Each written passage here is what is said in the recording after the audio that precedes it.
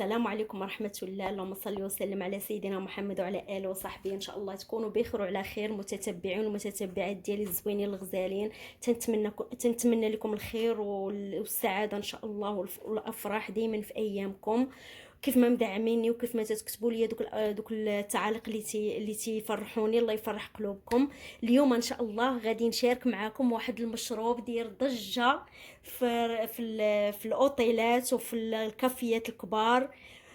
غادي نوجدوا معكم غير مكلف وبمكونات بسيطه في كل بيت. هكذا تيجي المشروب اللي هو موخيطو، تيجي غزال بزاف بزاف وتيجي منعش ولذيذ وما نقول لكمش عليه. خليكم حتى لاخر فيديو باش نوري لكم الطريقه كيفاش تندير هذا المشروب هذا الرائع والبسيط غير مكلف في البيت. وما تنساوش دعموا اختكم باللايكات.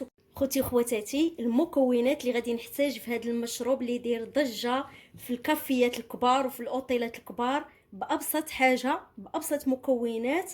عندي هنايا اللي هو العصير، هذا المشروب سميتو موخيطو.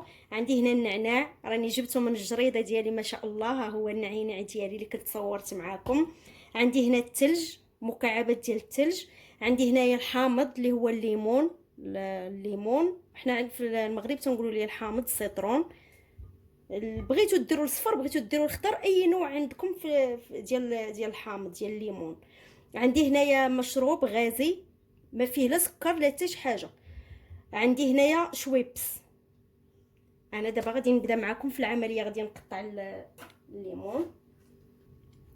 بسم الله. الليمون ديالي دابا حنا عندنا في اليونان راه عرفتي الحامض عندنا ما تلقاوش كاع، ما كاينش في الشجر دابا، وفي السوق غالي 2 يورو يعني 400 ريال الكيلو.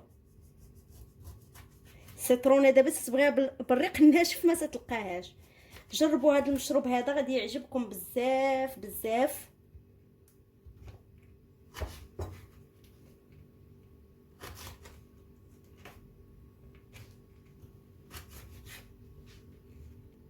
واللي اول مره تيتفرج في الفيديوهات ديالي ولا عجبكم الفيديوهات ديالي دخلوا عملوا اشتراك وفعلوا الجرس باش اي حاجه جديده توصلكم، وبارطاجيو الفيديوهات ديالي مع الاحباب والاصدقاء ديالكم باش تعموا الفائده ان شاء الله. تنشكر كاع المتتبعين ديالي اللي مدعميني بهذوك التعاليق الزوينين. انا غادي ندير واحد بالسيترون خضر، بالليمون خضر، وغندير واحد بالليمون الصفر. خوتي وخواتاتي، دابا غادي نبدا في العمليه ديال التزيين. نحطوا الحامض هو الاول، نزيد عليه عريشه ديال النعناع بحال هذا الشكل هذا، بحال ما هكذا. نزينو بالحامض الجناب ديال الكاس اللي غادي تخويو فيه لهاد المخيطو هذا المشروب الغازي، بحال ما هكا الشكل هذا. نزيد الحامض. مشروب زوين بزاف بزاف. غادي ندير الثلج بحال ما هكذا. غادي نخوي عليه المشروب الغازي اللي عندي، اي مشروب غازي عندكم ديروه بحال ما هكذا. انا غادي نكمل الاخر حتى هو ونوري لكم في الشكل النهائي. خوتي وخواتاتي، الشكل النهائي ديال هذا المشروب لذيذ بزاف وداير ضجه في المواقع وفي الكافيات في الاوتيلات. غير مكلف وتيجي لذيذ وبنين. جربوا الطريقه غادي تعجبكم بزاف بزاف.